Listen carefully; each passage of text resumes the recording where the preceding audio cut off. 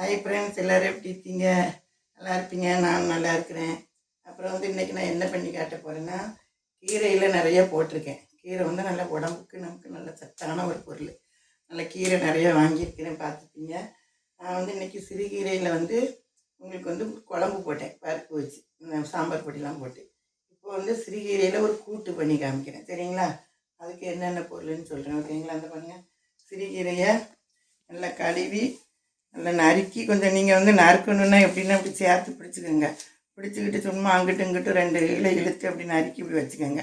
இதெல்லாம் சும்மா உதிரியாக அப்படியே வந்துடும் பார்த்துக்கோங்க, முழுசாலாம் கிடக்காது, ஓகேங்களா?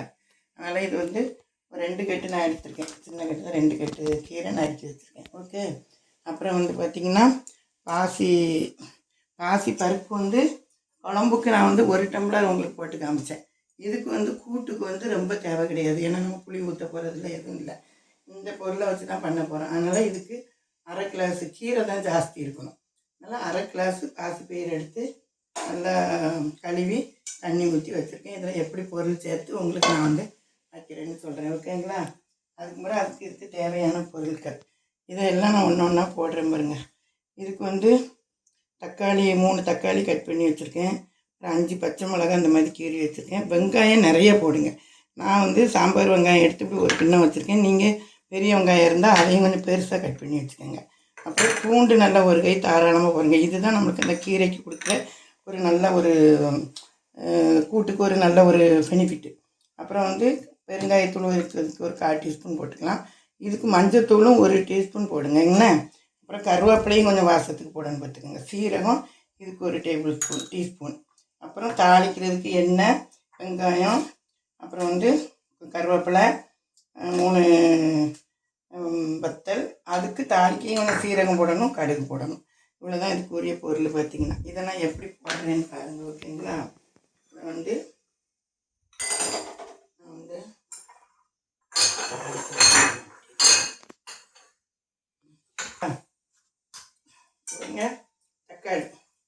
தக்காளி போடுறேன், ஓகே. கட் பண்ணி வச்ச தக்காளி, அப்புறம் வெங்காயம், 1 கிலோ வெங்காயம், கீரையை நல்லா அரைச்சி போடணும். அப்புறம் பச்சை மிளகாயை இப்படி கீறி போடணும் பார்த்துக்கோங்க.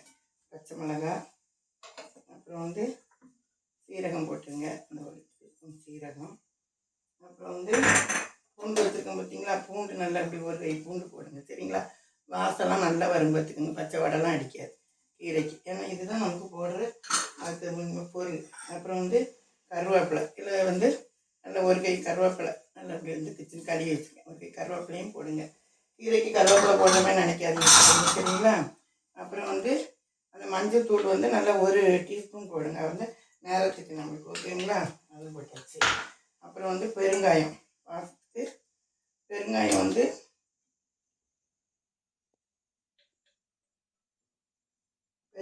இப்படி ஒரு 1/2 டீஸ்பூன் போட்டுக்கோங்க, ஓகேங்களா? இதுதான் தேவையான பொருட்கள். அதுக்கும் பிறகு நம்ம பாருங்க, இப்போ போட்டாச்சு. இந்த கீரைக்கு தேவையான பொருள் நம்ம போட்டாச்சு.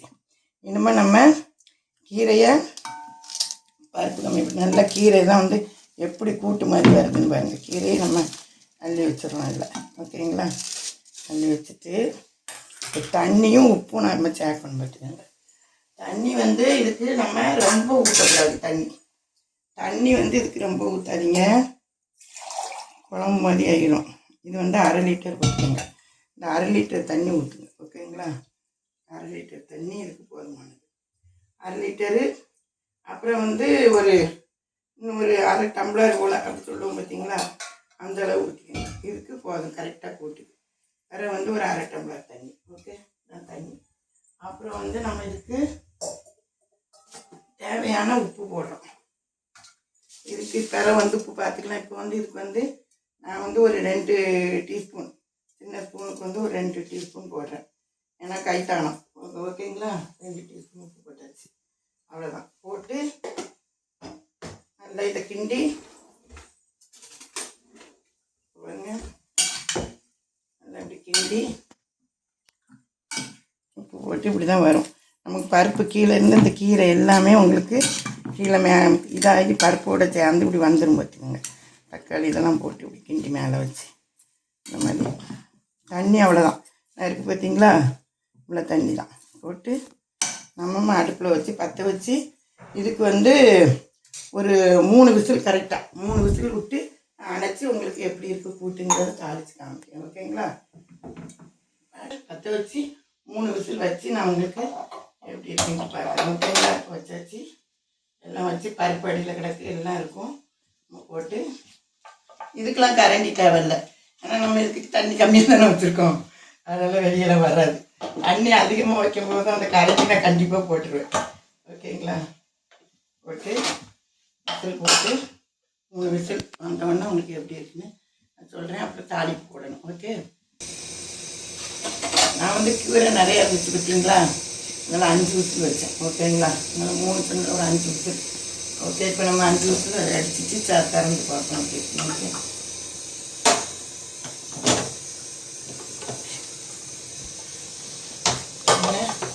நம்ம அது எப்படி வச்சோம் குழம்பு தண்ணி நம்ம வச்ச தண்ணி பார்த்திங்களா? கூட்டு எல்லாம் வெந்து பாருங்கள். கூட்டு அந்த பருப்போடு சேர்ந்து இப்படி இருக்கும். இதை நம்ம தாளித்து இந்த மாதிரி கிண்டுனா போதும். கூட்டுக்கு இந்த மாதிரி எல்லாம் சேர்ந்து நம்ம எவ்வளோ கீரை வச்சோம் பார்த்திங்களா? உப்பு பெற பார்த்துக்கலாம் நம்ம. சரிங்களா? தாளிச்சுட்டு உப்பு பார்ப்போம். இன்னும் தாளி இதை வந்து இந்த அடுப்பில் பற்ற வச்சுட்டு கொஞ்சம் அப்படியே சிம்மிலே கிடக்கட்டும். ஓகேங்களா?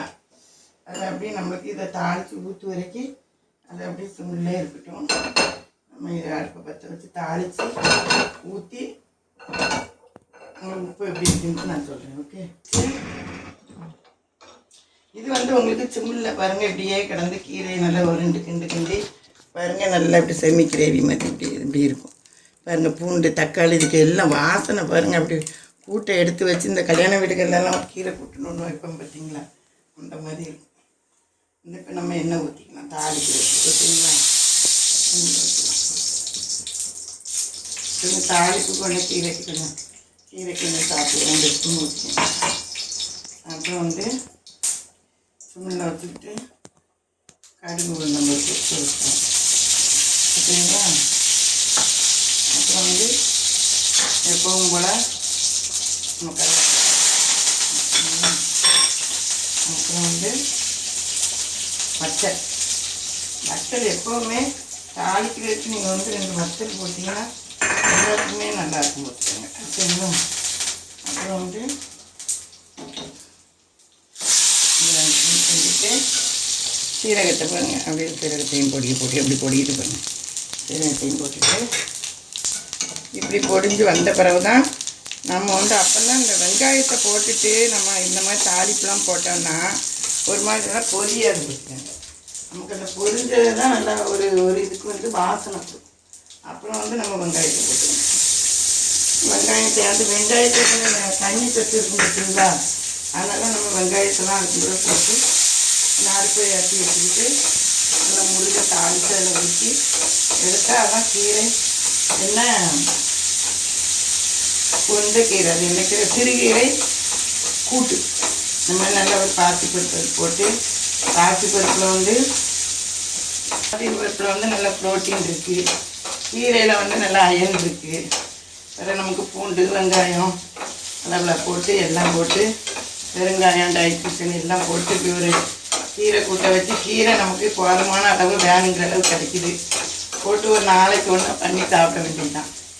அது மாதிரி நீங்களும் போட்டு அரைச்சி ஊற்றி அந்த கீரை இந்த மாதிரி வந்துடுச்சு. இப்போ வந்து நம்ம நல்லா இதை மேக்ஸ் பண்ணி ஊற்றிட்டு இதுக்கெலாம் நம்ம தண்ணிலாம் ஊற்ற வேண்டாம். பார்த்துக்கோங்க. திரும்ப தண்ணிலாம் ஊற்றாங்க. ஏன்னா இதே நமக்கு வந்து நல்ல கிரேவியாக இருக்குது. எப்படி இருக்கு பாருங்க. தாளிசம் ஊற்றினோன்னு கீரை கம்மங்கம்மன்னு மணக்கு அந்த மாதிரி வரும். பார்த்துக்கோங்க. இதை நம்ம சாதத்தில் போட்டு சாப்பிட்லாம். அதே மாதிரி ஒரு தயிர் சாதம் வச்சுக்கிட்டு தயிர் மோர் வச்சுக்கிட்டு சைடில் கூட்டு மாதிரி வச்சுக்கிட்டு சாப்பிட்லாம். சாதத்தில் ஊற்றி சாப்பிட்லான்னு பார்க்கேன். ஓகேங்களா? எப்படி இருக்குன்னு பாருங்கள். இப்படி வச்சுட்டு நம்ம சிம்மில் போட்டிருந்தால தாளித்து ஊற்றினோன்னு வேகலாம் வேண்டாம். நம்ம இப்போ அடுப்பை அணைச்சிடலாம். ஃபினிஷ் ஆகிடுச்சு. ஓகே, கீரை கூட்டு வச்சாச்சு. சிறுகீரை கூட்டு பாருங்கள். நல்லா சிறுகீரை கூட்டு எப்படி வந்துட்டு பாருங்கள். இதை வந்து நம்ம இப்படி சாதத்தோடையும் போட்டு நல்லா அந்த பூண்டு இதோடு இப்படி சாதத்தோடு வச்சு இப்படி சாதத்தோடையும் சாப்பிட்லாம், சாதத்தோடு பிசைஞ்சு சாப்பிட்லாம். அப்புறம் வந்து உங்களுக்கு வந்து நம்ம வந்து சாதத்தோடையும் பிசைஞ்சு இப்படி வச்சுட்டு சாப்பிட்லாம். நல்லா பாருங்கள் இல்லை கீரையில். அப்புறம் வந்து மோர் வச்சு அந்த மாதிரி சைடில் வச்சு சாப்பிட்லாம். பொதுவாக நீங்கள் இந்த மாதிரி நான் அன்றைக்கி புளியெலாம் ஊற்றி கீரை ஒன்று போட்டிருப்பேன். இது வந்து இப்படி நல்லா கீரையோட பிசைஞ்சு பருப்போட கூட்டி எப்படின்னு பார்த்தீங்கன்னா அப்படி எடுத்து உப்பு காரம் உப்பு பார்த்து சொல்கிறேன் நான்.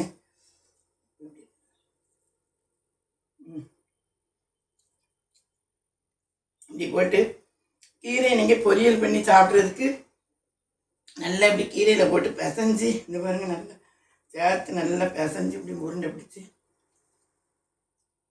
சாப்பிடும்போது அவ்வளோ டேஸ்ட்டாக இருக்குது. ஓகேங்களா? இந்த மாதிரி நீங்களும் ஒரு சிறுகீரை வச்சு இருந்துச்சுன்னா இப்படி ஒரு பருப்பு போட்டு நான் பண்ண மாதிரி இப்படி ஒரு கூட்டு வச்சு நல்லா அப்படி சாதத்தோடு போட்டு சாப்பிடுங்க. இல்லை சைடில் கூட்டாக வச்சு சாப்பிடுங்க. எப்படி இருக்குன்னு செஞ்சு வச்சுட்டு கமெண்ட் பாக்ஸில் சொல்லுங்கள். என் சேனலை ஷேர் பண்ணுங்கள், லைக் பண்ணுங்கள், சப்ஸ்கிரைப் பண்ணுங்கள். லைக் போடுங்க மேடம், லைக் போடுங்க எல்லோரும். சப்ஸ்கிரைப்பும் பண்ணாதங்க, ஷேர் பண்ணி விடுங்க எல்லாத்துக்கும். நீங்கள் 100க்கு மேலே நம்ம தாண்டிட்டோம், சப்ஸ்கிரைபருக்குலாம் தெரியும். நல்லா பார்த்து நல்லா நிறையா சப்ஸ்கிரைபர் வரட்டும் நமக்கு. நீங்கள் எவ்வளோ வந்து எனக்கு பண்ணிகிட்டு இருக்கிறதுக்கே உங்களுக்கு தேங்க்ஸ் பண்ணிக்கிறேன். Okay bye friends. Okay bye.